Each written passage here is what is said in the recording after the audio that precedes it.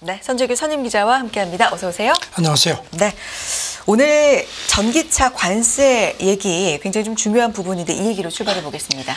유럽연합이 발표를 했습니다. 네.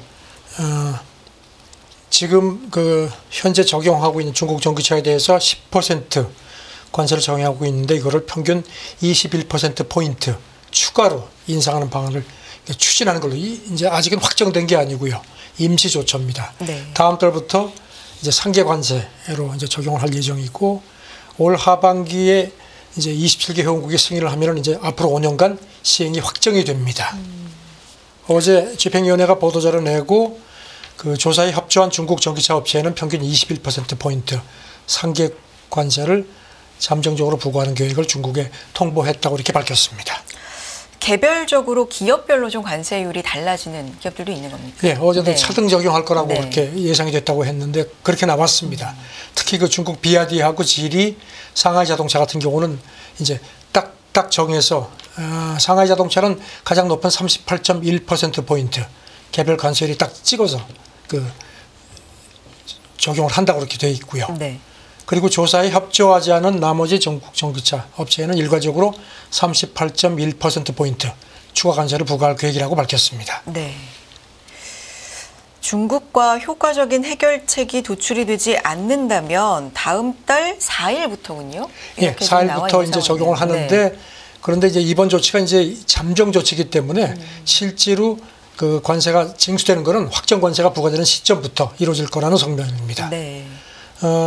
상계 관세가 확정되려면 아까 말씀드린 것처럼 27개 회원국이 전부 승인을 해야 되기 때문에 오는 12월까지 이른바 가중 다수결 표결이 필요한 상태입니다. 네. 그런데 지금 EU에서 판매되는 지금 중국 전기차는 유럽산하고 비교해서 한 20% 정도 값이 싼 걸로 이렇게 되어 있습니다. 그래서 이번에 이제 평균 21%를 적용한 것도 이런 거를 이제 상쇄하려는 그런 논리라는 분석입니다. 사실 현행 10%에서 평균 21%고 많으면 38%가 넘는 관세율이니까 이게 진짜 상당한데요. 꽤 많이 높은 겁니다. 네. 네. 중국의 반응 어떻습니까? 뭐 당연히 반발합니다. 네. 중국 외교부 대변인이 어제 전형적인 보호주의다. 그리고 중국하고 유럽연합 간의 그 경제협력, 그다음에 글로벌 자동차 생산하고 공급망 안정을 저해하는 거라고 했습니다. 그러면서 합법적인 권리를 지키기 위해서 모든 조치를 하겠다. 이렇게 돼 있고요. 상무부도 비슷한 얘기를 했는데 그러면서도 대화를 통해서 해결하자 이렇게 촉구를 했습니다. 상무부는 네. 이제 실질적으로 좀 이렇게 실제로 적부를 하려는 그런 모습인 것 같습니다. 네. 중국은 아시다시피 이미 준비를 했습니다. 지난 4월에 미국하고 유럽연합의 그 관세 보복에 대비해서 법적 조항을 마련을 한 상태고요. 그리고 어제도 말씀드렸지만 프랑스 브랜디 같은 데 대해서 이제 맞서서 반덤핑 조사를 지금 진행을 해왔습니다. 네. 정부는 그렇고요. 자동차 업계 쪽도 준비가 좀 잘 되어 있는 상황일까요? 지금 자동차 쪽에서는 네. 좀 상대적으로 차분한 모습입니다. 로이터가 오늘 새벽에 전한 걸 보면요. 중국 승용차 판매 협회 책임자가 우리가 예상한 수준에서 나왔다. 그러면서 이게 중국 전기차 메이커 대부분한테 큰 충격을 주지는 않을 걸로 자기들은 본다고 얘기를 했습니다. 네. 그리고 또 지리, 비아디, 그다음에 테슬라 같은 데가 만드는 중국 전기차가 이번 조치에도 여전히 유럽 시장에서 경쟁력을 유지할 수 있을 거라고 자신감을 보였습니다. 그리고 또 아시다시피 중국 전기차 업체들도 이미 이런 걸 예상을 해서 유럽 현지 생산 투자를 해온 점도 이 사람이 상기시켰습니다. 네. 유럽과 중국 얘기를 해봤다면 이제 미국과 중국 얘기를 해보도록 하죠. 바이든 행정부 AI에 사용되는 이 반도체 기술에 중국이 접근하는 것을 차단하기 위한 추가 규제 엄격하게 검토하고 있다는 자, 뭐 아주 집요하게 네. 막습니다. 블룸버그 보도인데요. 지금 더 차단하는 걸로 지금 추가 규제를 검토한다는 얘기인데 논의 대상이 이제 아주 첨단 기술입니다. 게이트 올 어라운드 GAA죠. 네. 이거하고 이제 우리 삼성전자에서도 뭐 얘기가 나왔던 고대역폭 메모리 HBM 이런 건데 우선적으로 GAA 쪽에 우선적으로 이 규제 강화가 초점이 맞춰진 것 같습니다. 네. 엔비디아, 인텔, 삼성전자, TSMC 이 GAA 기술 적용한 반도체를 대량 생산할 계획이니까 좀 영향이 있을 것도 같고요. 그렇죠. 네. 지금 이제 그런 건데 이제 지금 이제 소식통들 얘기는 과연 미국이 그러면 어느 쪽에 규제에 초점을 맞추느냐, 이를테면은 아직 확정되지 않았다는 겁니다. 네. 왜냐하면은 그 중국이 자체적으로 GAA 칩 같은 걸 개발한 걸 제한하는 데 초점을 맞출지, 아니면은 더 나아가서 미국 업체를 포함해서 뭐 우리 삼성전자도 그렇고요, 해외 메이커들이 중국의 제품을 파는 것까지도 차단하려는 건지가 확실치 않다는 겁니다. 네. 그래서 블룸버그 보도를 보면은 지금 이제 규제 도입을 이제 계속 이제 검토를 하고 있는데 확정되지 않았고, 그래서 이제 그 전문가 자문위원회에 이제 미국 상무부에서 이제 초안을 보냈는데, 그 자문위 얘기가 그 GA의 규제 초안이 지나치게 광범위하다. 그래서 이걸 좀 제고하는 게 좋겠다는 그런 그 권고를 했다는 겁니다. 네. 아직은 구체적인 내용은 나오지 않았는데 시기도 정해지지 않았고요. 그러니까 이런 식으로 좀 흘리는 게 중국에 뭔가 좀 이렇게 좀 살짝 이렇게 간보기 하는 거 아닌가 싶기도 한데요. 최종 규제가 언제 결론 날지도 아직 확실치가 않다는 겁니다. 그래서 소통을 얘기는 미국의 목표는 중국이 AI 모델을 구축하고 운영하는 데 필요한 정교한 컴퓨팅 시스템을 개발하는 걸 더 어렵게 만들려는 것 같다. 그리고 또 초기 단계 기술이 상용화되지 못하도록 아예 차단하려는 거 아니겠느냐, 이렇게 관측을 합니다. 네. 이런 와중에 화웨이 얘기 있는데요. 이 출시할 예정인 AI 칩 성능이 상당하다, 뭐 엔비디아에 필적할 만하다, 이런 보도가 있네요. 대만 언론들이 네. 어제 일제히 전했는데요. 엔비디아가 지금 내놓은 그게 만만치 않다는 겁니다. 화웨이가요. 화웨이가. 네. 이 7나노 공정을 채택해서 오는 9월에 내놓을 예정인데, 지금 이 신제품이 성텅 910C라는 건데, 지금 이제 910B는 이제 이미 그 중국 업체들이 사용을 하고 있다고 합니다. 네. 이게 네. 그 고속 상호 연결 기술이 만만치 않다는 겁니다. 그 네. 엔비디아하고 격차가 있지만 상당히 기술 격차를 지금 화웨이가 줄이고 있다는 평가라는 겁니다. 그리고 지금 이거를 또 그 자기네 그 파트너사하고 긴밀하게 협력해서 이 성텅 910C 양산 능력도 확보를 했다는 보도입니다. 예, 계속해서 좀 경쟁이 치열해지는데 이 화웨이가 출시할 것도 엔비디아에 필적할 만하다. 진짜 궁금해집니다. 근데 이제 대만 언론 보도니까. 예, 가격 경쟁력도 제법 된다는 겁니다. 네. 보니까 이게 되게 비싸네요. 지금 910C 같은 경우 개당 가격이 20만 위안, 우리 돈으로 한 800만 원 정도. 그런데 엔비디아 이게 이제 경쟁 상품이 H200, 이것도 이제 엔비디아 신제품군인데, 그거가 개당 가격이 높게는 5,500만 원이 넘으니까 꽤 가격 경쟁력이 있다는 겁니다. 네. 그래서 지금 화웨이가 풍선 효과가 같다는 겁니다. 계속 압박을 하니까 자체적으로 이렇게 기술력을 해서 특히 엔비디아하고의 기술 격차를 점점 줄여가는 것 같다는 게 대만 언론 분석입니다. 알겠습니다. 우리가 이렇게 미국과 뭐 중국의 관계, 그리고 미국이 중국의 반도체 기술 접근 추가로 통제를 한다, 이런 것에 계속해서 집중을 하는 이유 중에 가장 중요한 건 우리 업체들은 그렇죠. 어떤 영향이 있을까, 뭐 이런 부분이잖아요. 지금 중국 같은 경우는 GAA하고 HBM의 네. 경쟁력이 상당히 떨어지는데, 이제 그래서 미국이 이제 아예 그냥 싹을 자르려는 것 같다는 건데, 반면에 전문가들 그 진단은 국내 업계 같은 경우는 이 두 부분에서 모두 경쟁력이 있는 걸로 돼 있고요. 네. 그래서 삼성전자 같은 경우에 GAA를 앞세워서 그 대만 TSMC를 따라잡으려는 목표를 갖고 있다는 거고요. SK 하이닉스하고 삼성전자 HBM 시장 점유율이 합치면 한 90%가 넘는 걸로 되어 있습니다. 그래서 지금 이런 게, 그래서 지금 미국이 이렇게 중국을 추가 압박하려고 하는 게 우리한테는 어떤 의미에서는 좀 시간을 벌어주는 그런 기회를 주는 거, 반사 이익을 줄 가능성이 있다는 관측도 있는 반면에, 아까 그 뒤에서 말씀드린 미국이 아예 그냥 해외 업체들도 중국에 판매를 그러게요. 못하도록 한다고 하면은 그건 우리한테도 영향이 있을 것 같다. 하지만 지금 미국도 그걸 계속 이제 만지작만지작하기 때문에 상황을 좀 보고 좀 신중하게 대응하는 게 좋겠다는 게 전문가들의 권고입니다. 이 부분에 대해서는 그 제재 범위가 네. 아직 정해진 게 없기 때문에 좀 지켜볼 필요가 있다라는 말씀이시고요. 다음 얘기 넘어가 보겠습니다. 이렇게 미중 갈등 계속되고 있고 뭐 고조되고 있는 가운데 중국이 히토류를 다시 무기할 가능성이 거론되고 있는 이 와중에 노르웨이에서 최대 히토류 매장지가 발견이 됐다고요. 노르웨이는 뭐 자원부국이죠. 네. 미국 CNBC가 보도를 한 걸 보니까 그 노르웨이 채굴업체 레어어스, 그러니까 이제 레어어스, 그러니까 이제 히토류죠. 노르웨이가 오슬로 남서쪽으로 한 210km 떨어진 곳에 있는 그 텔레마르크라는 곳에서 이 총 히토류 산화물 한 880만 톤 정도를 발견을 했다는 겁니다. 네. 여기에는 전기차하고 풍력 터빈에 들어가는 그 히토류 자석 관련 물질, 이건 이제 핵심 물질이죠. 이것도 한 150만 톤 정도가 포함된 걸로 추정이 된다는 겁니다. 네. 이 규모가 어느 정도인 겁니까? 그럼 비교를 하자면. 꽤 큽니다. 네. 작년에 스웨덴에서도 히토류 그 발견이 됐는데 그때 한 100만 톤 정도니까 그거에 거의 9배 정도. 로 그렇게 비교가 됐습니다. 그리고 또 노르웨이 쪽 얘기는 일단 채굴 그 타산성이 있는 것 같다. 그래서 다음 달 추가 시추를 해보고 2030년까지 1단계 채굴에 나설 계획이라는 설명도 했고요. 네. 지금 뭐 히토류 같은 경우는 뭐 중국이 압도적이죠. 미국 지질국 그 조사를 보면은 중국이 전 세계 확인된 히토류 매장량이 한 3분의 1 정도가 있고 공급도 한 90%.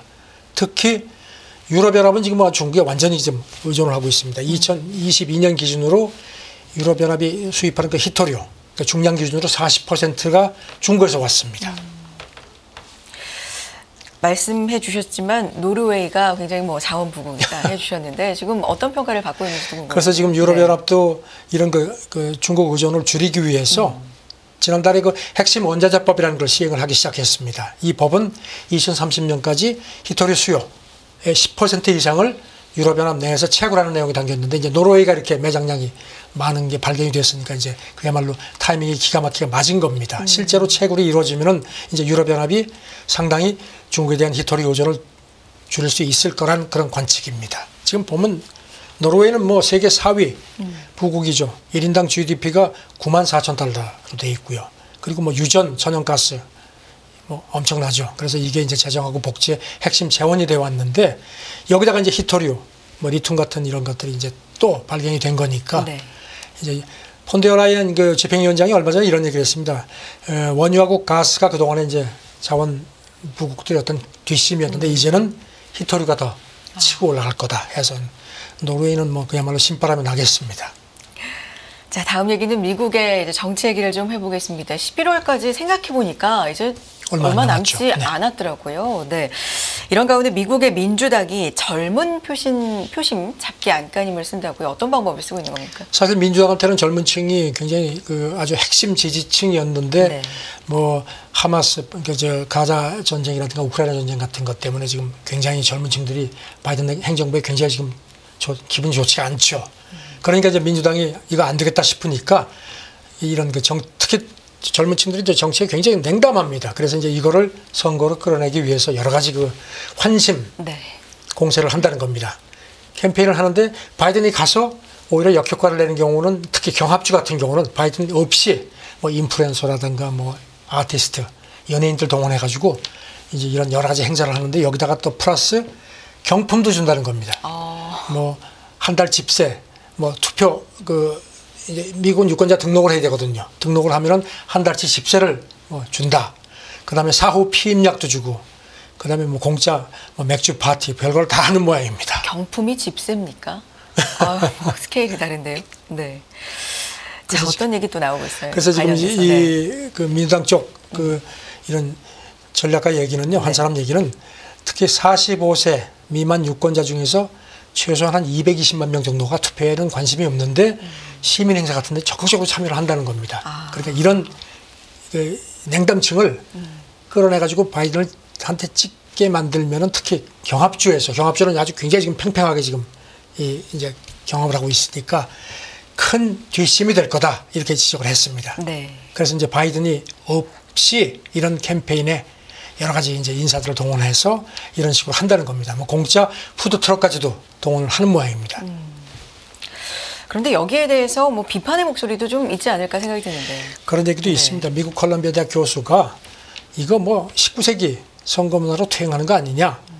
1880년대에 그 투표를 독려하려고 무슨 뭐 악대를 동원해가지고 막 뭐 연주도 하고 특히 이제 그 당시에 남성 저녁바에서 공짜 위스키까지도 주고 그랬는데 그래서 이제 이게 폐해가 있기 때문에 법으로 이런 향응 제공을 금지를 했었다 하는데 지금 워싱턴 포스트 보도는 조금 뉘앙스가 다릅니다. 미국의 대부분의 주 선거법이 어떤 특정 후보를 지지한다는 그런 걸 밝히지 않으면은 이런 식의 그 투표 장려를 위한 이런 거는 또 허용을 하는 걸로 되어 있습니다. 그래서 특별하게 법적 문제가 안 된다는 겁니다. 네. 이런 가운데 이 트럼프 대선 불복을 지지하는 미국 대법관, 이번에는 하나님의 나라라는 발언이 무리를 빚고 있다. 이건 또 어떤 스토리인지 궁금한데요. 그 미국 대법관 중에 네. 세뮤얼 얼리토, 이 사람 특히 부인이 아주 굉장히 아주 그냥 그 강합니다. 그래서 지난번 2020년 대선 이제 사기라는 주장 트럼프가 했을 때 그 부인이 자기 집에다가 거꾸로 된 성조기를 개양을 해서 이제 이게 하나의 상징이 됐습니다. 대선 불복에 네. 대한. 그런데 이제 이 부부하고 그 다음에 그 대법원장이 얼마 전에 미국 그 연방 대법원이 주최한 어떤 비공개 행사가 있었는데 거기서 이제 참석을 해서 얘기를 하는 와중에 이 행사에 참석했던 좌파 성향, 이 사람은 이제 자기가 기독 보수주의라고 주장을 하는 로렌 윈저라는 사람이 가서 몰래 녹음을 했다는 겁니다. 그래가지고 그 일부 내용을 공개를 해가지고 이게 지금 상당히 파문을 일으키고 있습니다. 네. 어느 정도 얘기길래요? 이 사람은 이제 네. 녹음한다는 걸 이제 모르고. 얘기를 하지 않고 네. 이제 얼리터한테 네네. 접근을 해서 이렇게 얘기를 한 걸로 이제 녹취록에 나와 있습니다. 하나님을 믿는 사람들이 미국을 하나님 나라로 되돌리기 위해서 싸워야 하는 거 아니냐 이렇게 얘기를 했더니 그 얼리터 대법관이 나 동의한다. 그러면서 양극화를 끝내기 위해서 좌파와 협상해야 되는지 모르겠다. 뭐 이런 얘기도 했다는 겁니다. 그리고 평화 공존하는 방법도 있지만 그건 어렵다. 뭐 이런 얘기를 했는데 이게 전부 녹취가 됐습니다. 이걸 이제 공개를 했습니다. 네. 그리고 이제 이 얼리토 대법관 부인도 그 자리에 있었던 모양인데 이 사람은 더 강하게 얘기를 한 걸로 되어 있습니다. 아니면 지옥에나 가라 막 이렇게 이제 막 욕도 하고 남편이 나더러 뭐 이래라 저래라 못한다. 난 내 맘대로 한다. 막 이런 식의 얘기를 한 걸로 녹취가 되어 있습니다. 그런데 이제 대법원장은 그래도 조금 다행히도 이런 데 걸리지 않은 걸로 되어 있습니다. 낚이지 않은 걸로 나타났습니다.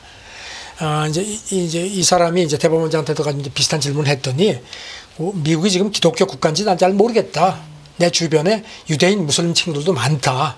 그리고 미국을 기독교 국가로 인도하는 게 우리 일은 아니다. 재판할 때마다 최선을 다하는 게 우리 일 아니겠느냐. 이렇게 녹취가 된 걸로 되어 있습니다.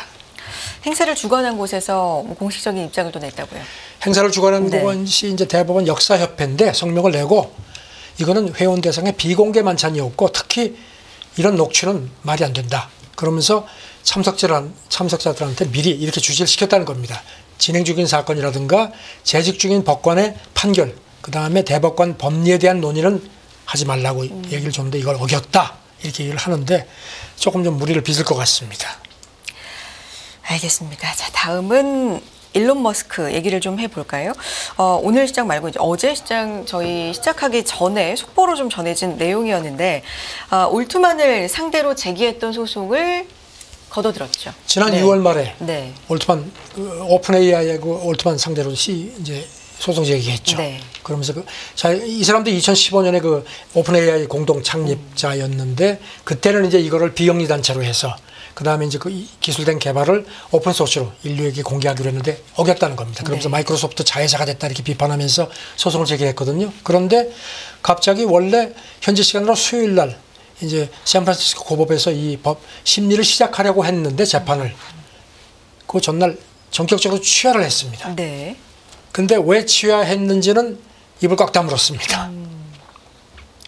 그러니까 초반에 약속하고 다르다. 원래는 인류를 위해서 좀 더 네. 공익을 위한 거였는데 이게 사익을 추구하는 뭐 이런 게 좀 그래도 또 오픈 AI 쪽에서는 또 네. 얘기가 다릅니다. 그 사람 그렇게 주장하는데 전혀 사실과 다르다. 처음부터 몇십억 달러 펀딩하는 것도 자기가 적극적으로 주도를 했고 그 다음에 무슨 뭐 우리가 이런 식으로 해서 뭐 비영리 장태로 하겠다는 그런 거 계약한 적도 없다. 이렇게 반박을 했거든요. 네.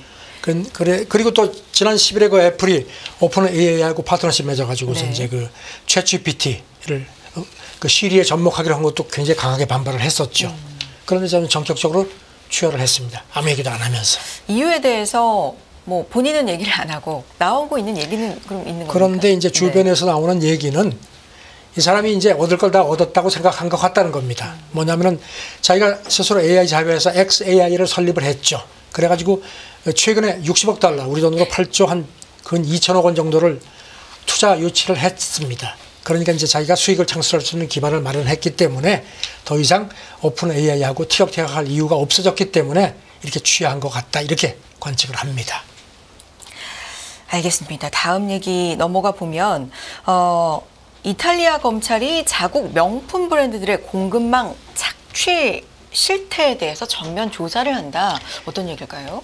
이게 프랑스 그 루이비통 모에 헤네시 이탈리아 법인을 조사하다가 보니까 이게 문제가 심각하다. 그래서 이제 이거를 소통정 얘기는 로이터한테 전했는데 이탈리아 명품 브랜드 대부분을 조사하기 시작했다는 겁니다. 곧 조사한다는 겁니다. 네. 여기 저 아르마니 같은 데가 포함이 된다고 하는데 지금 보니까요, 이 소통 얘기가 밀라노 검찰이 얼마 전에 조사를 해보니까 이 루이비통 이쪽이 이제 디올 핸드백을 납품업체에서 하청을 받는데 개당 53유로, 우리 돈으로 한 7만 8천 원을 납품받아가지고 이거를 팔 때는 2,600유로, 385만 원에 판다는 겁니다.